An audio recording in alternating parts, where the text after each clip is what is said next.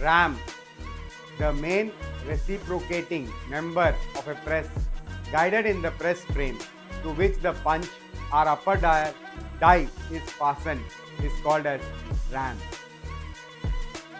Ram adjustment. The distance that a press ram position can be altered to change the shut height of the die space.